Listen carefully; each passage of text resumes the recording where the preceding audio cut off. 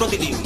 সর্বভারতীয় cup tournament তথা super cup জয়ের মধ্যে দিয়ে গত সিজন শেষ করেছিল এফসি গোয়া। কলিংয়ে বুকে খালিদ জামিলের শক্তিশালী জামশেদপুর এফসিকে পরাজিত করে দ্বিতীয়বারের মতো এই খেতাব জয় করেছিল মার্লো মার্কুয়েজের ছেলেরা। সেই সুবাদে এই নয়া সিজনে আন্তর্জাতিক ক্ষেত্রে অর্থাৎ এএফসি টুর্নামেন্টে অংশ নেবে দেশের এই শক্তিশালী ফুটবল দল। সেই কথা মাথায় রেখেই গ্রীষ্মকালীন ট্রান্সফার উইন্ডো খোলার পর থেকেই দল গঠনে বাড়তি নজর দিয়েছেন ম্যানেজমেন্ট।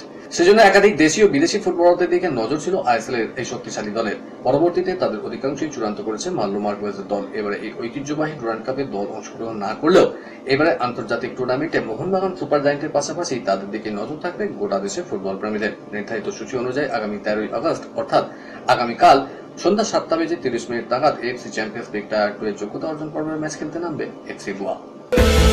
আইএসএল এর অনিশ্চয়তা ঘিরে শুধু যে ক্লাবগুলো উদ্বিগ্ন এমনটা নয়, রেফারিরাও আশঙ্কায় ভুগছেন। ভারতীয় ফুটবল সংস্থার সঙ্গে তাদের চুক্তি 31 আগস্ট শেষ হচ্ছে, তাই দ্রুত চুক্তির মেয়াদকাল বাড়ানোর অনুরোধ করে 9 জন এলিট প্যানেলের রেফারি 5 আগস্ট মিলিতভাবে ফেডারেশনকে একটি চিঠি দেন। তার প্রেক্ষিতে এআইএফএফ এর তরফে একটা বিবৃতি জারি করা হয়েছে এবং তাতে বলা হয়েছে এলিট রেফারিজ ডেভেলপমেন্ট প্রোগ্রাম অনুযায়ী সময় মতো রেফারিদের সঙ্গে নতুন চুক্তি হবে। ডুরান্ড কাপ, ফুটসল ক্লাব চ্যাম্পিয়নশিপের মতো প্রতিযোগিতায় ফেডারেশনের স্বীকৃতিপ্রাপ্ত রেফারিরাই ম্যাচ পরিচালনা করছেন। সেই প্রতিযোগিতাগুলোতে যেন কোনো রকম বিঘ্ন না ঘটে, তাই সকলকে শান্ত থাকার অনুরোধ করছে ফেডারেশন। লক্ষ্য পূরণ হওয়ায় খুশি মহিলাদের ভারতীয় অনূর্ধ্ব 20 দলের কোচ জোয়াকিম আলজান্ডারসন। ভারতের অনূর্ধ্ব 20 মহিলা দল মহিলাদের এএফসি চ্যাম্পিয়নশিপ কাপে যোগ্যতা অর্জন করেছে। ভারতের কোচ বলছেন, আমাদের মেয়েদের কাছে এই সাফল্য সত্যিই বিশেষ। ওরা দীর্ঘদিন ধরে এই প্রতিযোগিতার জন্য প্রস্তুতি নিয়েছিল। আমার বিশ্বাস ভবিষ্যতে এই সাফল্য ফুটবলারদের অনুপ্রাণিত করবে। ক্রিকেটের ডায়েরি। একদিনের ক্রিকেটে দুর্দশা কাটছে না পাকিস্তানের। ওয়েস্ট ইন্ডিজের কাছে দ্বিতীয় একদিনের ম্যাচে হেরেছে তারা। তার কয়েক ঘন্টার মধ্যে আইসিসি র্যাঙ্কিংয়েও পতন হলো শাহিন আফ্রিদিদের। পাকিস্তান নেমে গিয়েছে 5-এ, শ্রীলঙ্কা উঠে এসেছে 4-এ।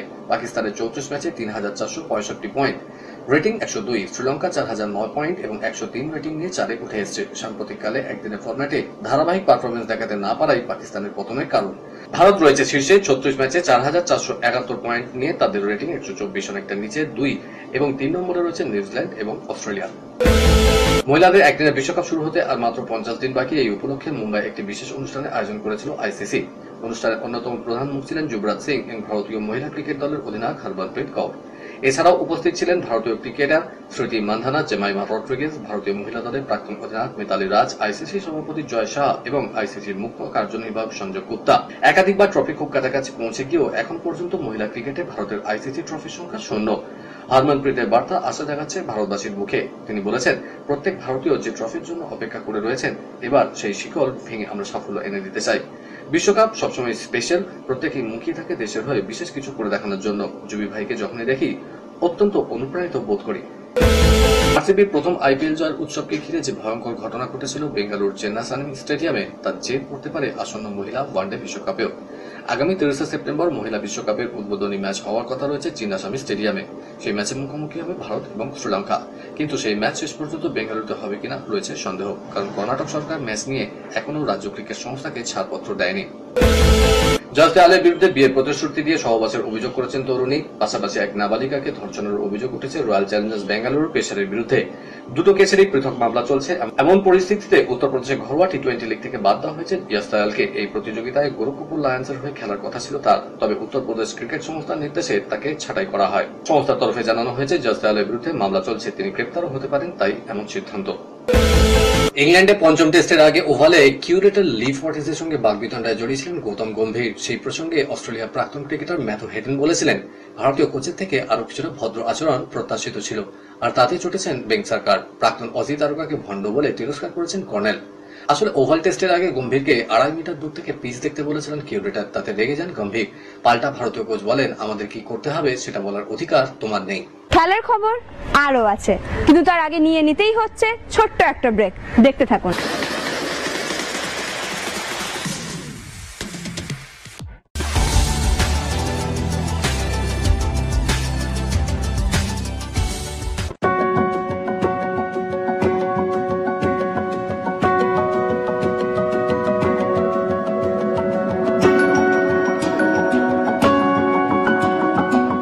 নিউজ মিডিয়া প্রযোজিত সাপ্তাহিক বিনোদন অনুষ্ঠান বিনোদন.com দেখুন প্রতি শনিবার ঠিক রাত 10:25 আপনাদের প্রিয় চ্যানেল মিশনে।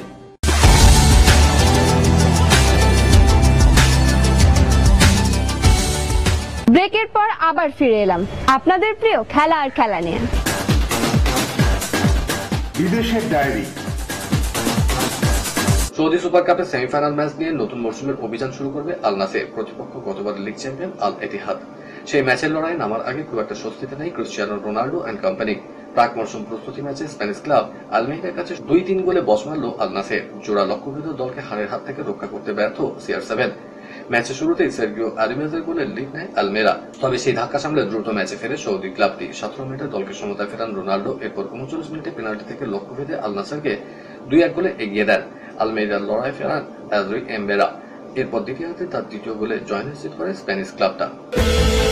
মৌসুমের শুরুতেই ট্রফি জয় সাপ পেল বার্সেলোনা। জোহান ক্রুইফ নামাঙ্কিত স্টেডিয়ামে ইতালিয়ান ক্লাব কোমোকে 5 গোলের মালা পরালো হ্যান্সফ্লিকের ছেলেরা। আর সেই সুবাদে হুয়ান গাম্পা ট্রফি পুনরুদ্ধার করল কাতালান ক্লাব। গতবার মোনাকোর কাছে হেরে এই খেতাব হাতছাড়া হয়েছিল তাদের। তবে এবার সহজ জয়ে 47তম হুয়ান গাম্পা ট্রফি জিতল তারা। ম্যাচের জোড়া গোল যথাক্রমে ফারমিন লোপেজ এবং লামিনে ইয়ামালের। এছাড়া স্কোর শিটে নাম তোলেন রফিনহা।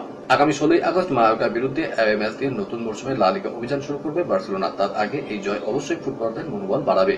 এদিন দুয়ার্তে ভিন্ন দুটো দল খেলা বার্সা কোচ। একমাত্র গোলরক্ষক ছাড়া দ্বিতীয়ার্ধে সব পজিশনে বদল এনে রিজার্ভ বেঞ্চ পরখ করে নেন তিনি।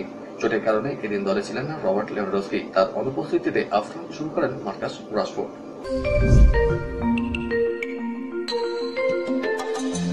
দল বাঁচায়ে অস্বচ্ছতার অভিযোগ তুলে অলিম্পিয়ান শুটার জয়দীপ কর্মকার এবার কলকাতা হাইকোর্টের দ্বারস্থ হলেন। জয়দীপের অভিযোগ রাজ্য শুটিং দলের বাছাই সঠিকভাবে হয়নি।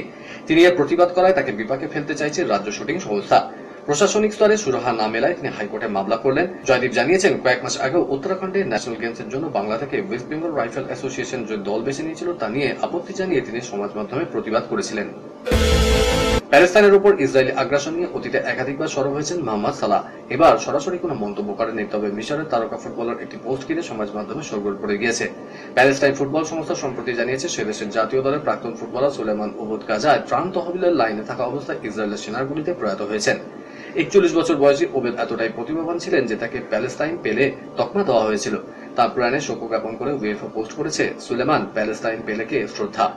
এক প্রতিবাদ যে খারাপ সময় অগণিত শিশুর আশার আলো হয়ে উঠেছিল। সেই পোস্টের পরিপ্রেক্ষিতে সালাহ লিখেছেন কোথায় ও কিভাবে মারা গিয়েছে সেটা কি বলতে পারবে? গাজায় ইসরায়েলের আক্রমণ শুরু হওয়ার পর থেকে ফুটবল ও ফুটবলারদের সংস্থাগুলো এ নিয়ে কোনো মন্তব্য করা থেকে বিরত ছিল। দীর্ঘ প্রতীক্ষার অবসান ঘটিয়ে লোকসভায় পাশ হয়ে গেল জাতীয় ক্রীড়া বিল। কেন্দ্রীয় ক্রীড়ামন্ত্রী মনসুখ মান্ডব্য এক স্বাধীনতার পর ভারতীয় ক্রীড়া ক্ষেত্রে সবচেয়ে বড় সংস্কার বলে দাবি করেছেন। এদিন লোকসভা পাশ হয়েছে জাতীয় ডোপিং বিরোধী বিলও। জাতীয় ক্রীড়া বিল পাশের পর মান্ডব্য বলেছেন স্বাধীনতার পর ক্রীড়া ক্ষেত্রে এটাই সবচেয়ে বড় সংস্কার। এই বিলের মাধ্যমে ক্রীড়া সংস্থাগুলি বিশ্বাসযোগ্যতা বাড়ানো, ন্যায় বিচার নিশ্চিত করা এবং সেরা প্রশাসন নিশ্চিত করা সম্ভব হবে। ভারতের খেলাধুলা বাস্তুতন্ত্রে এর প্রভাব অপরিসীম। দুঃখজনক যে এত গুরুত্বপূর্ণ বিল ও সংস্কারে বিরোধীরা অংশ নিলেন না। এশিয়ান বক্সিং চ্যাম্পিয়নশিপে অনূর্ধ্ব 22 ক্যাটাগরিতে সোনা জিতলেন ভারতীয় বক্সার ঋতিকা। মহিলাদের 80+ কেজি বিভাগে ঋতিকা কাজাখস্তানের বক্সার অ্যাসেল তোকতাকসিনকে হারিয়ে সোনা জিতেছেন। এই বিভাগে ভারত মোট 13টি পদক জিতে প্রতিযোগিতায় চতুর্থ স্থান পেয়েছে। অনূর্ধ্ব 19 ক্যাটাগরিতে ভারত 14টি পদক পেয়েছে। এই ক্যাটাগরিতে ভারত দ্বিতীয় স্থান পেয়েছে। মহিলাদের 57 কেজি বিভাগে জাতীয় ব্যাটল ফাইনালে হেরেছেন প্রিয়াও। পুরুষদের 75 কেজি বিভাগে ফাইনালে পরাস্ত হয়েছেন ভারতীয় বক্সার নীরজ। 90 কেজি বিভাগে ফাইনালে হেরে যান ঈশান কাটারিয়া। দুই ভারতীয় বক্সারই রূপ পেয়েছেন। কলকাতার ডায়েরি নিবেদন করছে গুড এজ হসপিটাল। ঘরোয়া লিগে মোহনবাগান মেজার্স ম্যাচে কেন্দ্র পরিবর্তন হয়ে গেল। আইএফএর তরফে জানানো হয়েছে বুধবার এই ম্যাচটি নিয়ে যাওয়া হয়েছে নৈহাটি স্টেডিয়ামে। ঘরোয়া লিগের এই ম্যাচটা মোহনবাগান মাঠ থেকে সরতে পারে তা আগেই জানা গিয়েছিল। ডুরান্ড শেষ না হলে ঘরোয়া লিগের ম্যাচ খেলতে চাইছে না মোহনবাগান। আইএফএ কে একটি চিঠিও দিয়েছে তারা। কলকাতা লিগের দলের অধিকাংশ ফুটবলার ডুরান্ডের দলে থাকায় ডুরান্ড কাপের শেষের পর কলকাতা লিগের ম্যাচ খেলতে চেয়ে গত 8ই আগস্ট আইএফএ কে চিঠি দেয় মোহনবাগান। তা সত্ত্বেও 13ই আগস্ট মোহনবাগানের সিএফএল এ ম্যাচ দেওয়া হয় আইএফএ এর পক্ষ থেকে। তাই ফের 11ই আগস্ট একবার ম্যাচ পেছানোর জন্য আইএফএ কে চিঠি দিয়েছিল মোহনবাগান।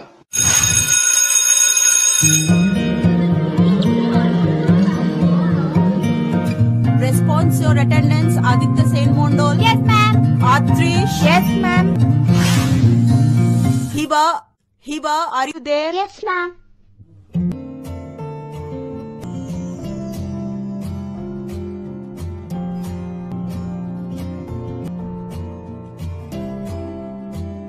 বাবা, আমি তোমাকে একটিবারের জন্য ভুল বুঝিনি।